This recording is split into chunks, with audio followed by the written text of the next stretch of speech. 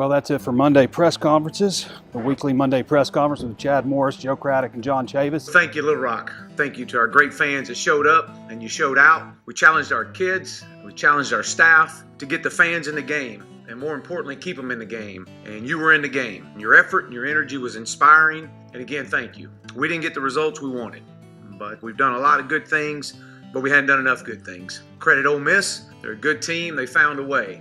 And we've got to find a way. Some good and bad news on the injury front. Unfortunately, Devwah Whaley is going to miss some extended time, probably out until November with ankle surgery. And we'll know something later on Ty Storey.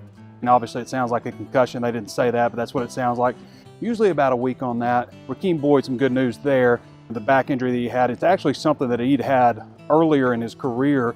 And I think they were a little concerned about that. Wanted to make sure it was nothing serious. He should be back. TJ Hammonds, who had rolled an ankle, looked like he'll probably be back this week also. I was impressed with what happened in Little Rock in terms of the fans, the atmosphere. Arkansas obviously didn't get it done, and people can say they were playing not to lose, but I go back and watch the game. That's not what I gathered from it. But even that last drive when they still had the lead, they're throwing the ball downfield. Michael Petway had that drop pass. They're still doing things to try to win the game, so I don't necessarily agree with that. What I do agree with is Arkansas is not an extremely deep team, and when you lose your starting quarterback, there's a dramatic drop-off from Ty Storey and Cole Kelly, the way they're playing right now. And Devwah was running about as well as I've seen him this year with some fresh legs. With Hayden, I think it's harder to tell because you lost your starting quarterback, and I think that you lose the respect for them to pass the ball down the field. An opponent in Tulsa this week that has lost some heartbreakers, lost some tough games, that'll be hungry, but Arkansas is the more talented team for once and should be able to beat these guys. So that's what I'm fully expecting, for them to regroup for an 11 o'clock game, for it to be a really nice crowd. Hey, you wish it was later. The Vanderbilt game got picked up for 11. That's just the price of being 1-6.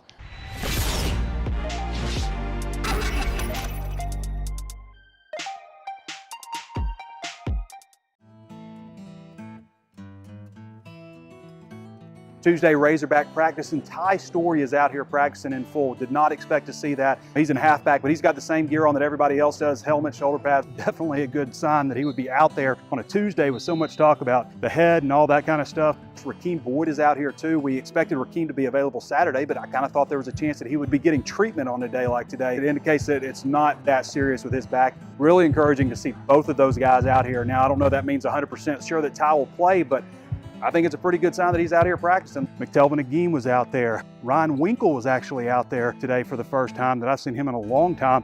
Briston Guidry was in green. Some good news on the injury front. Obviously, Devwah Whaley had ankle surgery. He's going to miss an extended amount of time. We started watching film actually Sunday. They're a 3-3-5 team, 3 linebackers, 3 defensive linemen, and 5 defensive backs.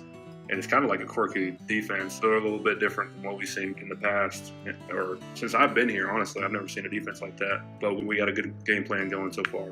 Well, that's it for Tuesday. Practice is done, interviews are done, content is written. You guys have already read all that. So the most interesting stuff is what we saw in practice with Ty Storey and Rakeem Boyd going in full. And by all accounts from players, those guys went through the whole practice. So that's definitely encouraging to hear about. I would not have expected either of those guys really, especially Ty, to be out there. So it looks like Monteric, if Ryan Pulley can't go, he may be suspended for the first half. We don't know a final answer on that, but if he can't go, then it looks like it'll be Monteric Brown on Saturday against a Tulsa team that also just has one win, played South Florida very well. South Florida is ranked 21-20 in the polls. So that kind of gets your attention with this game and makes you think maybe it's not just a slam dunk. I think the line is -6 to Arkansas, but I got a feeling this week that they're going to put everything together finally and get this win. And it's all about finishing. That's been the thing that really hurt them last week. But of course, if they have Boyd, if they have Devwah Whaley, if they have Ty Storey especially, they're winning that game against Ole Miss.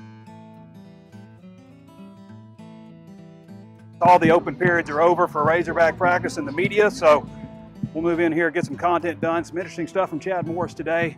Ty Storey is full go again. Well, he's out here again today and cleared for practice for today, and it's pretty much day to day right now with him and seeing how he feels.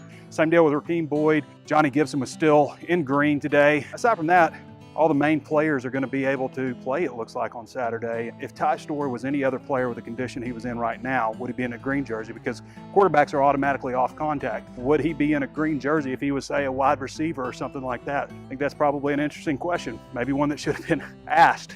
I think we learned a lot from the Ole Miss game in terms of what applies to this one for Arkansas's formula to success, and that is feed C.J. O'Grady, feed Rakeem Boyd, and don't get Ty Story hurt in this one. And I think Arkansas is going to come out okay.